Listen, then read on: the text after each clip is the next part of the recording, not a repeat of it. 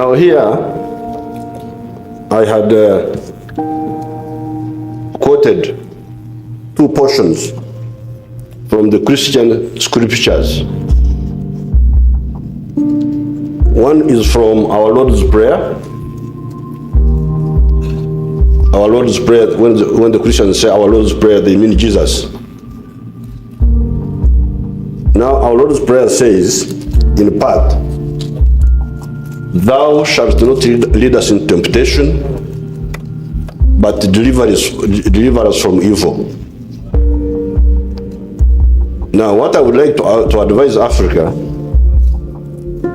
is that Africa should not tempt the greedy people to come and colonize us by being weak.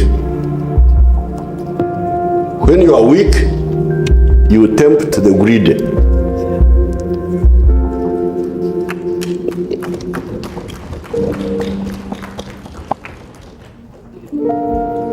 And it is your fault to be weak. Why are you weak?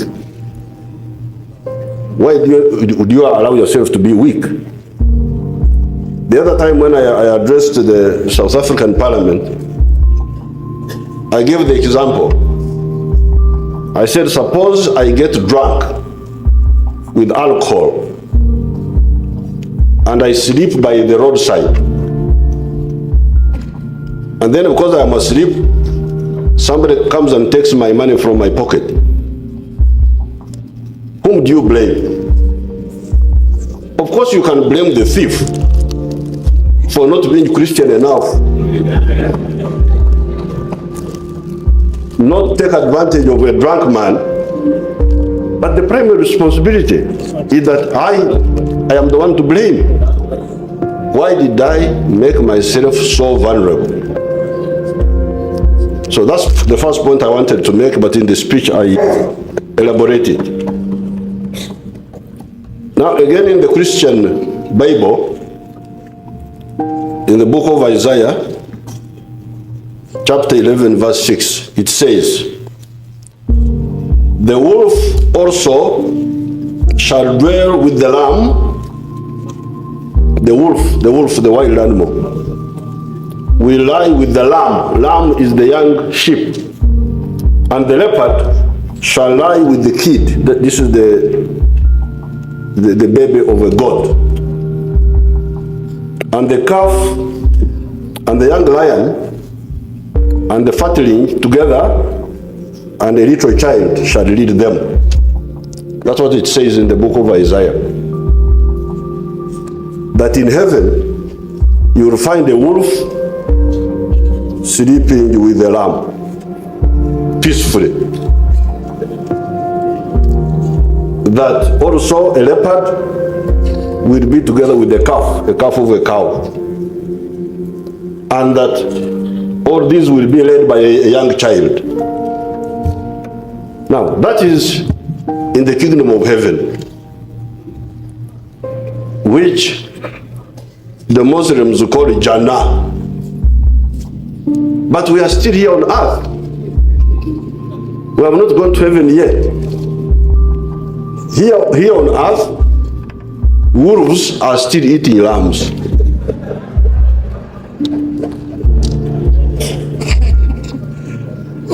And leopards are still eating cows. And lions are still eating young goats. And certainly a young child cannot lead a lion here on earth. So, what I had come to tell you in my long speech here was about the wolves and the lambs here on earth, not in heaven, because we have not gone there yet. We are still here. So as long as we are still here, let's deal with the issues out there. Now, Africa is a huge continent. 11.7 million square miles of land, with a population of 1 billion people. 1,033 million now. These 1 billion people are divided into just 4 groups, linguistic groups. Sometimes they tell you that Africans are so different, they are from different tribes, but actually they are divided into just 4 groups. One group is called the Niger-Congo group of languages. These include the Bantu dialects and the Kwa group of languages, the ones of West Africa. That's why I can pick words from here in South Africa while I'm coming from the equator, 5 hours away. The second group are what we call the Nilo-Saharan group of languages. These are the Cushitic, Nilotic, Nilo-Hamitic people. The third group are what we call the Afro-Asiatic. That is Arabic, Tigrinya, and Amharic. And the fourth group are the group here in Southern Africa called the Khoisan. Now, these Africans are either similar, as I've told you about the Bantu speakers, or they are linked, similar or linked. If you study these languages closely, you will find the similarities and also the linkages. Africa is the origin of man. All human beings came from here. You are the original human beings.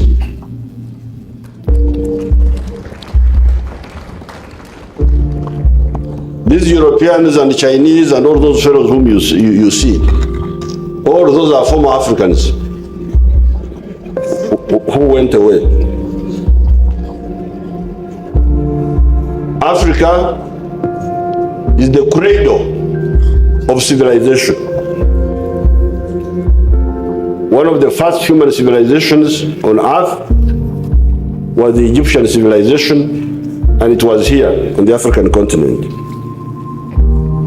The 3 great religions, Christianity, Judaism, Islam, their founders all took refuge here when they had problems in the Middle East. Moses was here in Africa. That's where he survived. That's why he survived.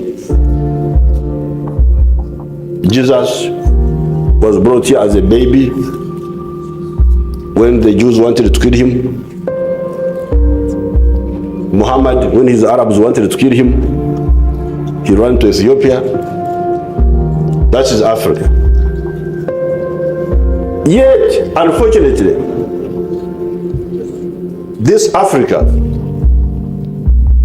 by 1900, all of it had been colonized except for Ethiopia. So the question is, this ancient Africa, this Africa which was the beginning of civilization, the source of the human race, why was it colonized? Why? It is because there were internal weaknesses in Africa.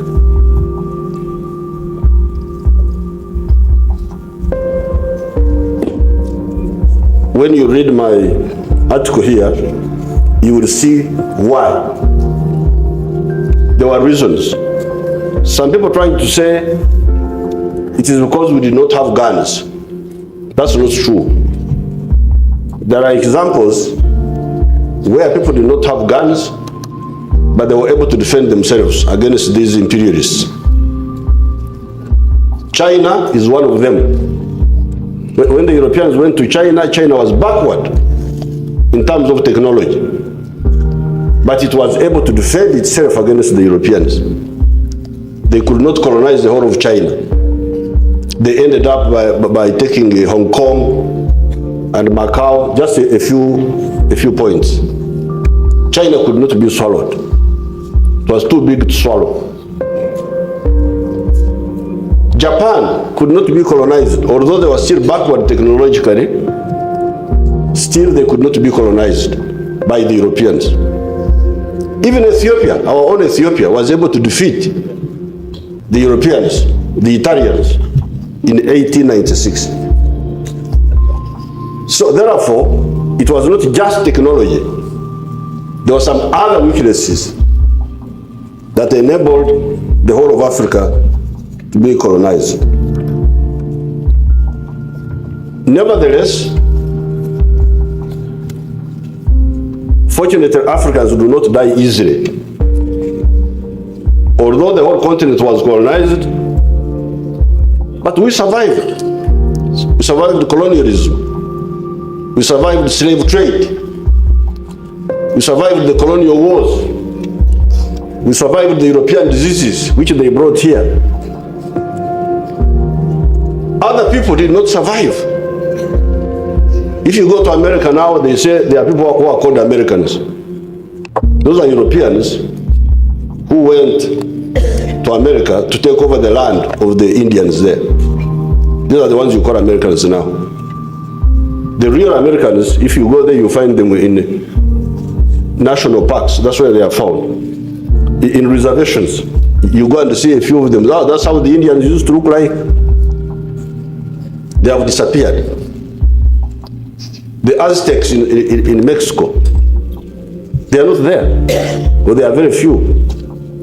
The Incas in Peru, the Aborigines in Australia, they are not there.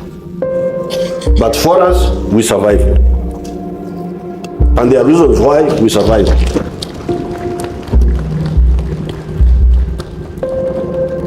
Now, I don't have time to go into that, but you should study that.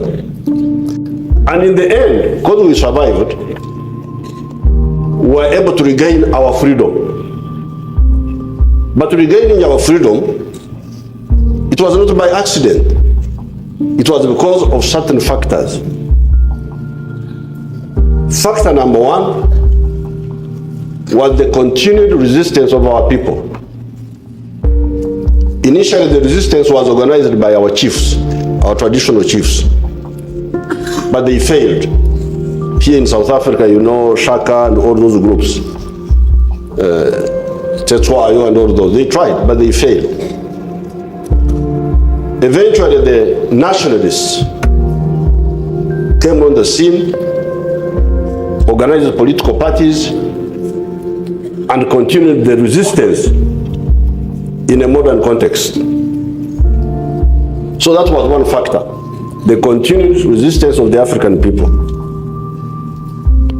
The second factor was the conflict among the Europeans. We were lucky. The Europeans started fighting among themselves because of their greed.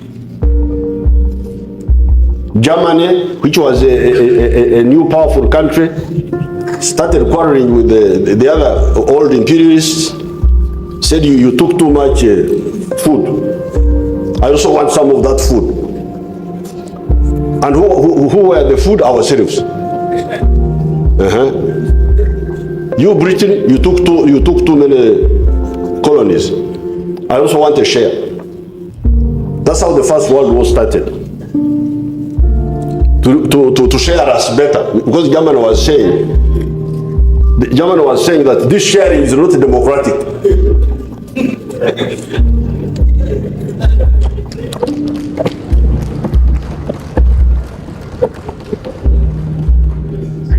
I also want a share, because Germany had only it had Tanganyika, Rwanda, Burundi, Togo, and then Namibia.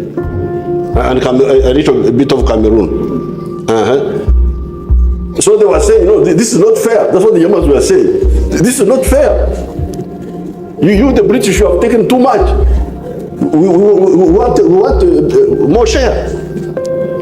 That's how the First World War started. Now, then the First World War led into the Second World War. Now, because of that, these fellows weakened themselves so much They had even come to us and mobilize our parents to go and fight their wars for them. They took Ugandans to Burma to fight the Japanese, and the Japanese were so scared of Africans because they said Africans were eating people. And whenever the Africans were on campfire, you know, Africans like singing and dancing at night and making campfire. Then the Japanese would say, you see, Africans are roasting another Japanese.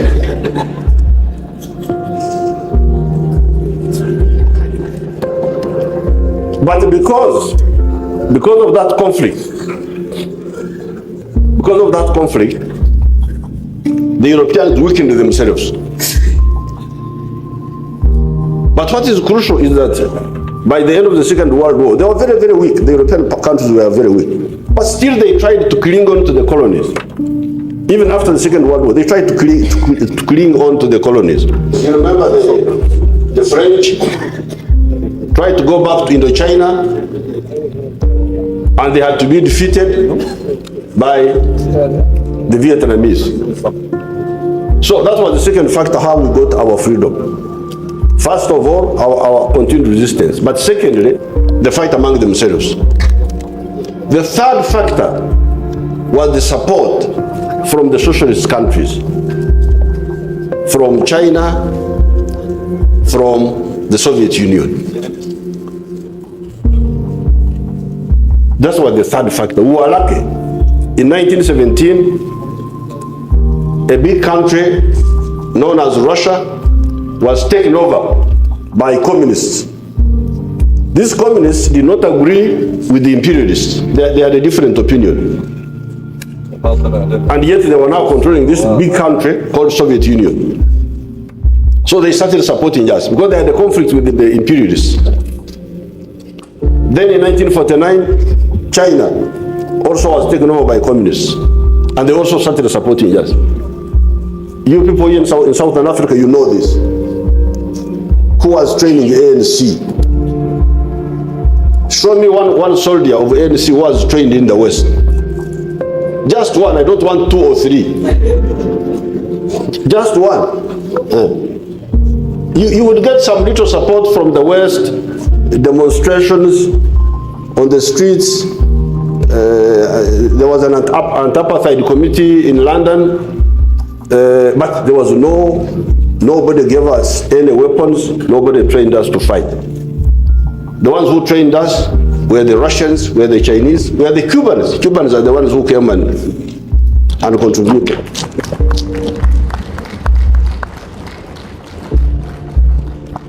So that was the third factor that caused us to get our freedom. Now, unfortunately, and because of those pressures, first of all in Asia, Indonesia got independence. Because we were not alone that time, we were also with the Asians. The Asians were also colonized with us. So because of the Second World War, by the end of the Second World War, Indonesia had got independence. 1947, India got independence. Pakistan. Then later on in Africa here, the first country to get independence was Ghana, 1957. But also in Africa here, we had to fight Mau Mau in Kenya. And Sudan, 1956. But the problem is that after we got our independence, we did not analyze why we had been colonized in the first place, and then quickly rectify what had caused us to be colonized in the first place. When we got independence, we just relaxed. Uganda here, Kenya there, Sudan there, just relax. Started enjoying being in power. Forgetting that here, wolves are still eating lambs. Now, what is happening now? You have seen you saw the problem of Libya. Libya, our late friend Muammar Gaddafi had his issues. I fought Gaddafi twice because he intervened in our affairs. 1972, because he was supporting Idi Amin. He was saying that Idi Amin is a Muslim and he's supporting a Muslim. Yes, Idi Amin was a Muslim, but an idiot also. Are there no idiot Muslims? There must be some idiot Muslims. So in 1972, Muammar Gaddafi sided with Idi Amin, and we had to fight him. I fought Muammar Gaddafi. 1979, again, he intervened on the side of Idi Amin. We had to fight him again. But in the end, we made peace with Gaddafi. And he had his issues, he had his ideas. Sometimes we would agree with him, sometimes we would not agree with him. Now, when this problem of Libya started, the African Union, with our chairman, who is here now, this gentleman here, they formed a committee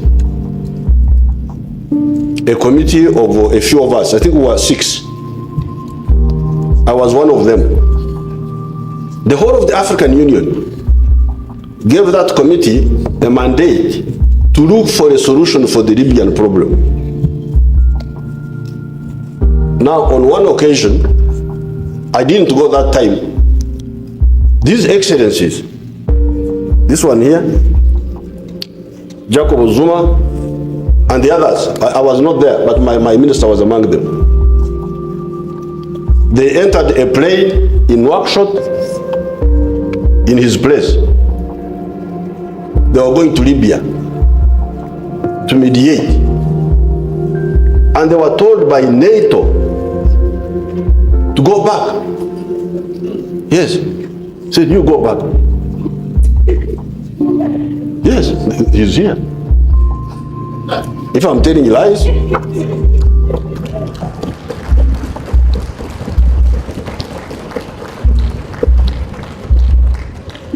I'm not the one who invited him, you're the one who invited him.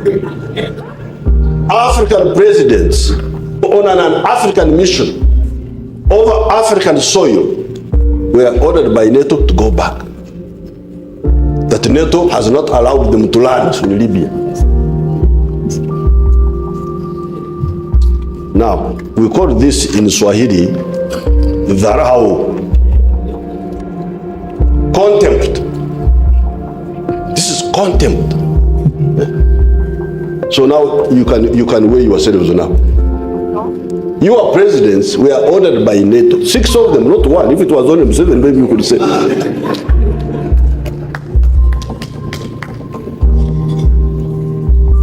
Six excellencies, African excellencies, were ordered, go back. Over Africa.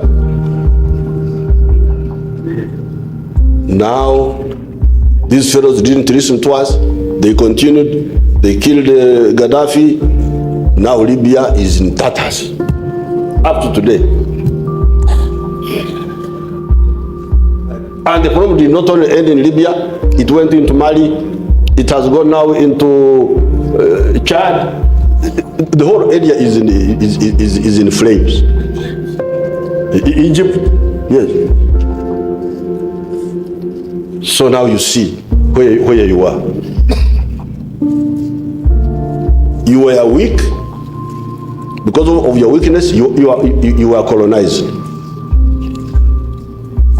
Fortunately, we survived. And by a combination of factors, we got our freedom again. But we did not use our freedom to make ourselves stronger. We remained where we were.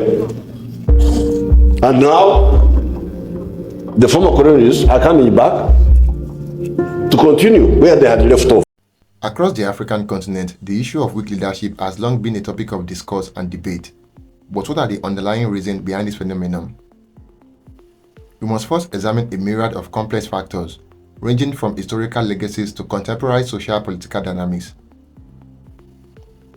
The legacy of colonialism has left a profound imprint on Africa's political landscape, with arbitrary borders, divisive policies, and institutional weakness hindering the development of effective governance structures.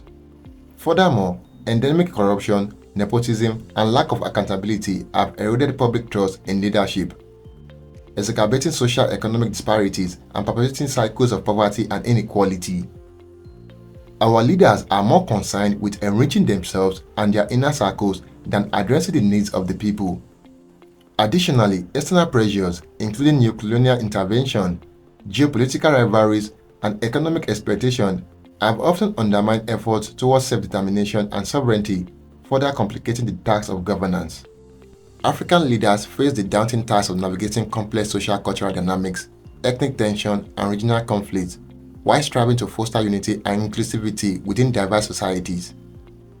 In addressing the issue of weak leadership in Africa, it is imperative to adopt a holistic approach that addresses the root causes,